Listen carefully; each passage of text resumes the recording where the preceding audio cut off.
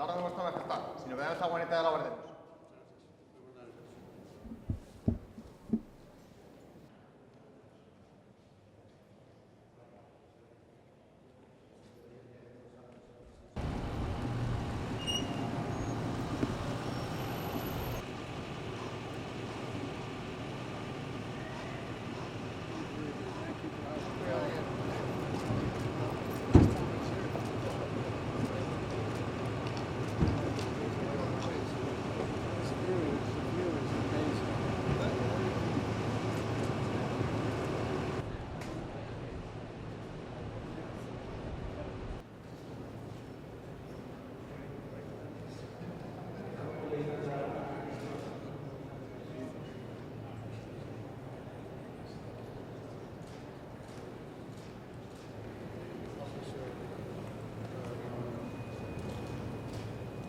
A la orden de vuestra excelencia, señor presidente. Si nos dan esta guaneta de la guardemos.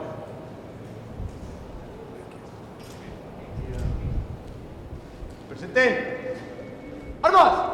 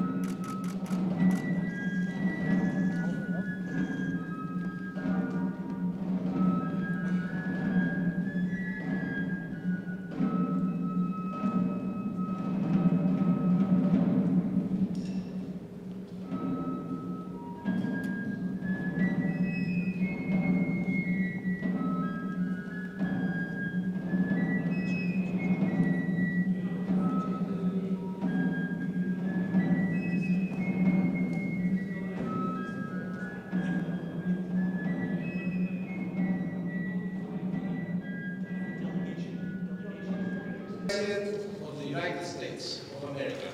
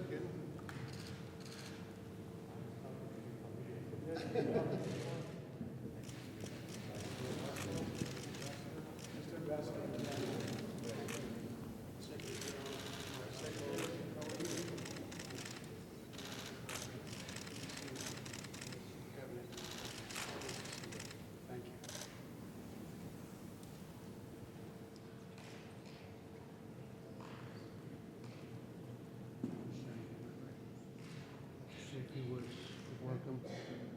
Yes, okay.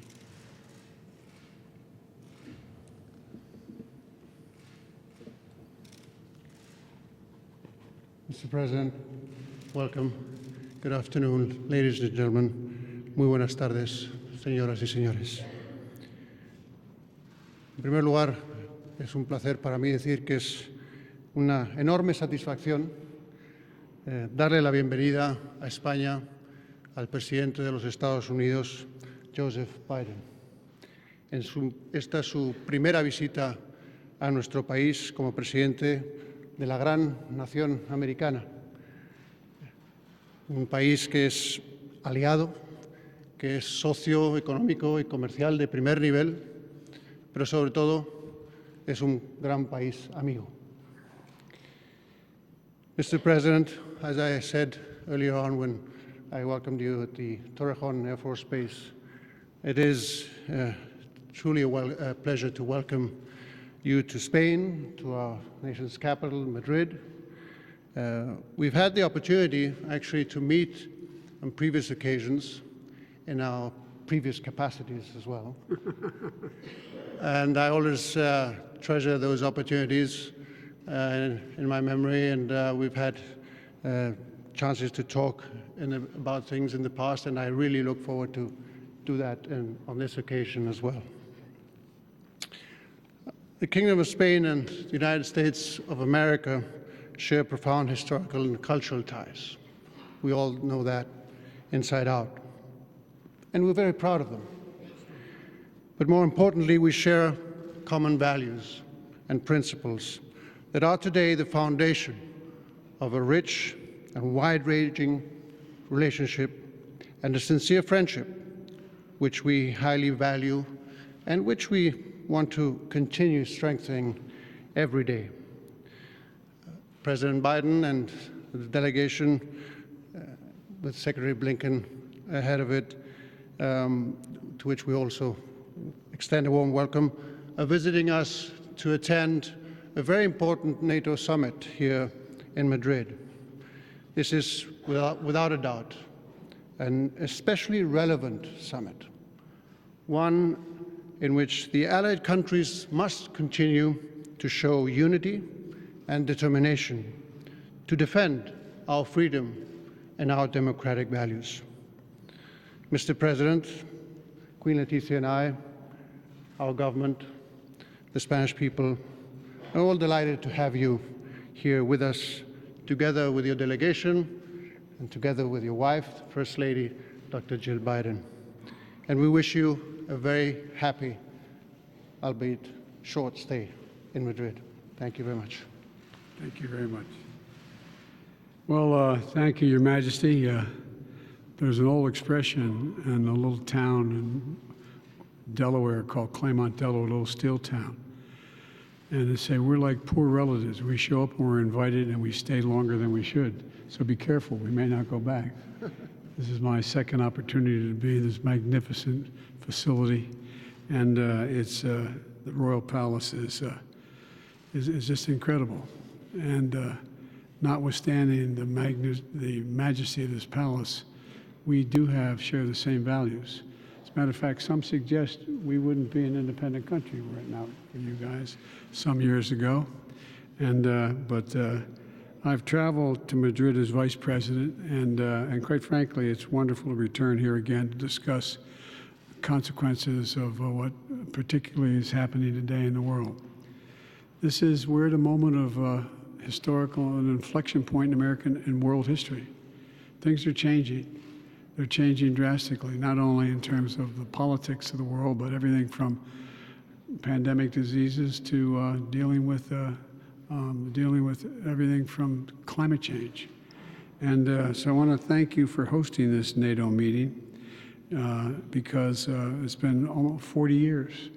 40 years now you've all been members of NATO, and we're all better off for it, all of us. And today NATO is united, and as united and galvanized as I believe it's ever been.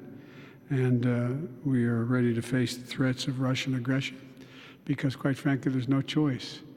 It's been the most significant abuse of power since World War II and an invasion of that many people into another country in Europe. Some people thought that was not likely to happen again, but it did. But we responded. We responded in unison. And when we agreed we were going to respond, we acknowledged there was going to be some cost to our people. They were our imposition of sanctions on Russia. But our people have stood together. They've stood up and they've stood strong. And, as I told President Sanchez, who I met with a moment ago, that I want to thank you, Your Highness, for the support of the Spanish people.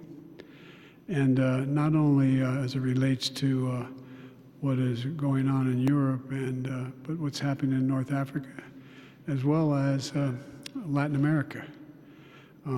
The help and support and the input has been extremely valuable. I tell people that the idea, we've had great migration flows into the United States over the years. We're a nation of immigrants. But an interesting statistic, Your Highness, that I think it's 24 out of every 100 students in grade 1 through 12 in America speak Spanish. as original language. And so the future of my country depends considerably on the assimilation of a population that is going to have all the same values that we possess and have. And your help in Latin America is also extremely important and look forward to. From here to in Europe to Latin America to the Caribbean to Africa, the partnership between our countries is going to determine a good large part how well things look 10 years from now and 15 years from now. So we have to stay together.